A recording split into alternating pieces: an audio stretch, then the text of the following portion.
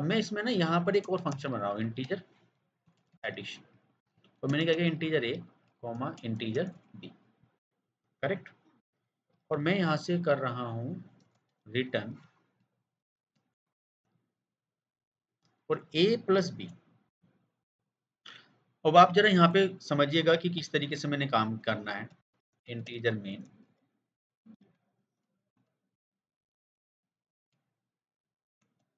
Return 0। Now मैंने एक object बनाया बी का ओबीजे और ओबीजे डॉट एडिशन। अब देखो मैंने क्या किया, ओबीजे एडिशन में मैं बिल्कुल परफेक्टली पास करूंगा, कोई दिक्कत वाली बात इसमें है ही नहीं। लेकिन जब आप इसे कॉल कर रहे हो तो आपने क्या किया, यहीं पर इसको चला लिया, ठीक है। ये आपको आउटपुट भी प्रोवाइड कर देगा, कैसे, जरा चला के देखते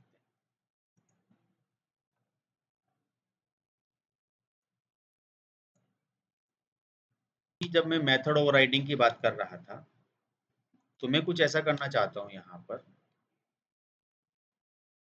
ऐसे और कोलन एडिशन। तो यहाँ मैं इंटीजर ए को पास कर देता हूँ और यहाँ मैं इंटीजर, और तब मैं यहाँ से करता हूँ ए प्लस बी को। पहले आप इसको रन करके देखें कि आउटपुट क्या आएगी।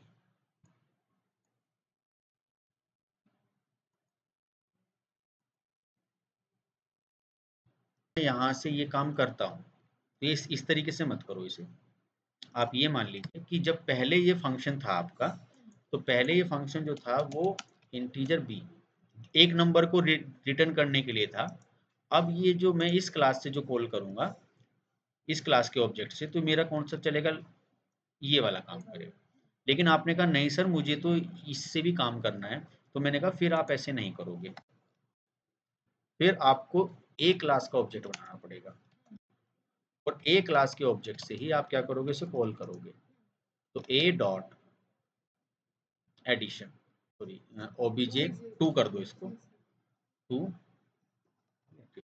ए dot OBJ, that means OBJ 2, and इसको यहाँ पर आ जाइए एंड ओबीजे 2 डॉट।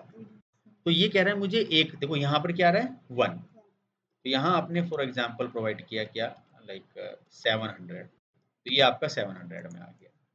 तो 700 इससे जाएगा और 50-60 इससे आ जाएगा। तो उसको पता है कि इस ऑब्जेक्ट से मुझे ये करना है, लेकिन यहाँ पर अब एडिशन ये वाला कॉल नहीं हो रहा। So that is the method overriding, ठीक है। अब इसमें सी आउट लगा दीजिए,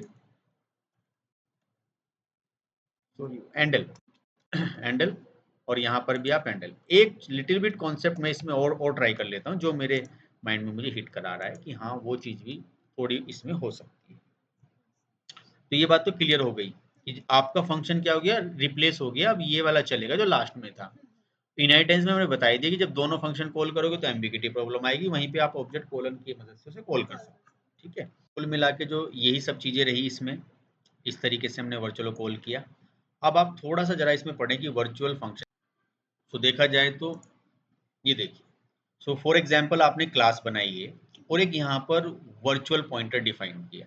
अगर आप वर्चुअल पॉइंटर डिफाइन भी नहीं करते हो तो जब आप वर्चुअल फंक्शन बनाते हो तो एक बाय डिफॉल्ट वर्चुअल पॉइंटर बन जाता है मेमोरी में। तो मैंने एक नॉर्मल फंक्शन बनाया, तो नॉर्मल फंक्शन बना, इसने कोई अपनी साइज लिया। फिर मैंने 3 बनाए वर्चुअल फंक्शन, और ये virtual function pure virtual function नहीं है, नॉर्मल है। तो इन्होंने अपना एक क्या किया, एक एक एरे बना लिया, एक वर्चुअल टेबल बना लिया, उसमें जाके ये स्टोर हो गए। F2 ये वर्चुअल टेबल में, F3 भी वर्चुअल टेबल में और F4 भी वर्चुअल टेबल में। अब मैं एक सेकंड क्लास बना रहा हूँ, उसको मैंने क्लास ए से इनहेरिट कर लिया। तो ऑब्जेक्ट के अंदर एक पॉइंटर हम पॉइंट आउट करते हैं। तो ये आपको समझ में आ गया कि अगर बाय डिफॉल्ट हम वर्चुअल नहीं भी बनाते तो भी वर्चुअल पॉइंटर आ जाता है। और वर्चुअल फंक्शनों को होल्ड करके कौन रखता है, वर्चुअल टेबल, ठीक है। ये मैंने आपको नॉर्मली बताया। तो मैं अब यहाँ पे ये करूंगा कि वर्चुअल पॉइंटर ये ऐसे ऐसे बनता है, पॉइंटर अंडरस्कोर अंडरस्कोर वीपीटीआर में क्या करना है, ये आ गए यहाँ से क्लास बना दिए खाली स्टूडेंट, और इसमें हमने किया खाली एक पब्लिक, और खाली एक वर्चुअल मैंने किया वर्चुअल वॉइड, और यहाँ से डिस्प्ले। तो इसमें वर्चुअल पॉइंटर तो बन गया ऑटोमेटिकली, ठीक है। और यहाँ से मैंने क्या किया, सी आउट, और यहाँ से लिख दिया कि स्टूडेंट वर्चुअल, और यहाँ से मैंने क्या किया, इसको ऐसे क्लोज कर दिया। तो अभी तक हम कह रहे थे कि जब प्योर वर्चुअल आ गया था तो उसका ऑब्जेक्ट नहीं बन रहा था। मैंने अब ट्राई किया कि इंट मेन, और यहाँ से रिटर्न दिस वन, और यहाँ से मैंने स्टूडेंट ओबीजे इसका ऑब्जेक्ट बनाने की कोशिश करी, और इस ऑब्जेक्ट से ओबीजे डॉट डिस्क को कॉल करने की कोशिश करी कि मैंने वर्चुअल बनाया था।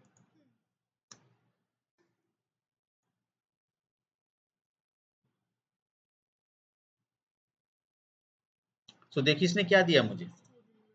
तो अगर आप इस तरीके से वर्चुअल बना रहे हो तो ऑब्जेक्ट बना सकते हो। मेरा क्वेश्चन ये था कहने का, है ना। हम्म, हम्म, हाँ, जैसे आपने कहा कि वर्चुअल और वॉइड, और आपने यहाँ पे कहा कि फॉर एग्जांपल डिटेल। अब आपने यहाँ बना दिया ऐसे, ठीक है। अब इसको केवल आपने डिक्लेयर किया, डिफाइन तो किया ही नहीं, तो प्रॉब्लम आ गई कि अनडिफाइंड उसको वी टेबल नहीं बन पा रहा है, वर्चुअल टेबल। तो अब ये कहते हैं या तो इसको यहीं पे डिफाइन कर दो या बाहर कर लो। तो आपने कहा ठीक है, वॉइड स्टूडेंट कोलन कोलन और क्या, डिटेल्स, और फिर आपने यहाँ से किया सी आउट, और यहाँ से कहा कि डिटेल्स फंक्शन।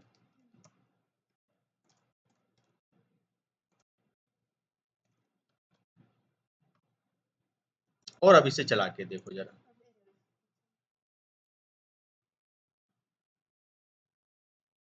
स्टूडेंट इसे कॉल कर लो जरा, ओबीजे डॉट डिटेल्स, तो भी मैंने उसको डिफाइन कर दिया बाहर, तो भी वो चल गया। लेकिन अगर प्योर वर्चुअल फंक्शन फिट कर दिया इसमें,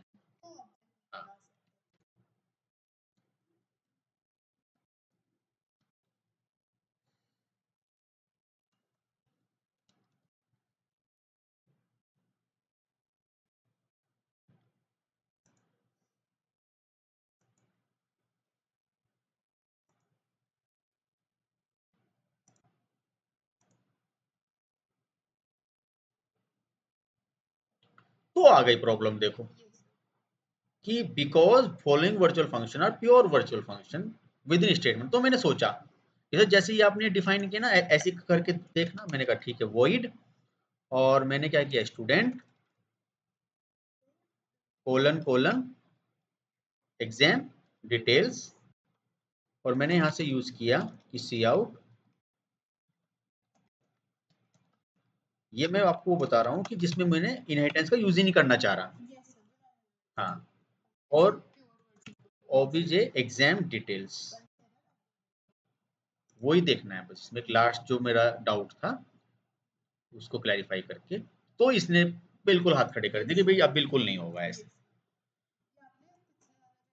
हाँ, हाँ, कि भाई अब ये नहीं होगा, प्योर वर्चुअल है तो इसकी बन गई एब्स्ट्रैक्ट क्लास, और अब तो इसको इनहेरिट ही करना पड़ेगा। लेकिन इसको रहने दो ऐसी, अगर आप चाहते हो कि यहाँ पर,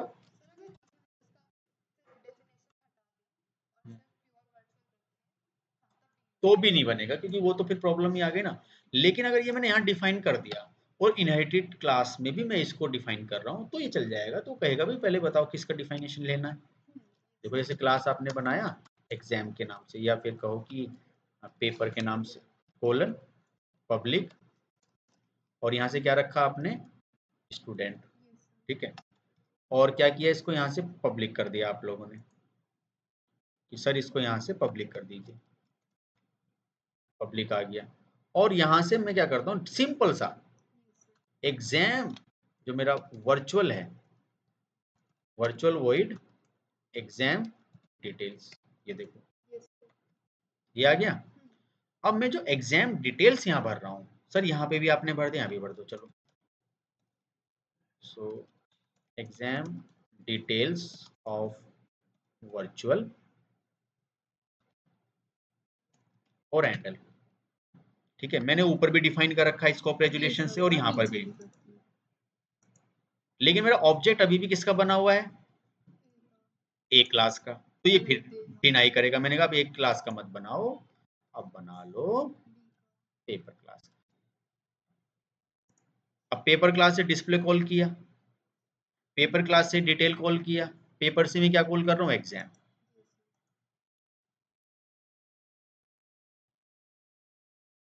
अब कुछ कहीं, अच्छा ये सेमी कोलन नहीं लगाया है, ये कर देते हैं।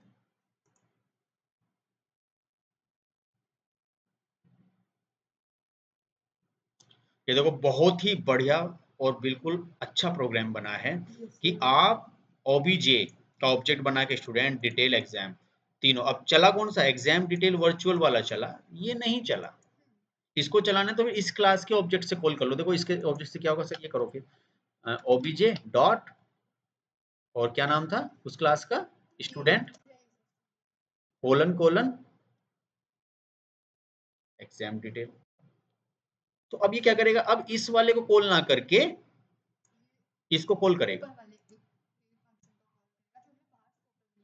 हाँ ये देखिए एग्जैक्टली। सो आई होप आपको ये चीजें बहुत क्लियर समझ में आ गई नंदिनी, है ना। एक सेकंड प्रोग्राम में इसका जो फिनिशिंग आ गई। हाँ ठीक है, अब तो कोई प्रॉब्लम नहीं है इसमें।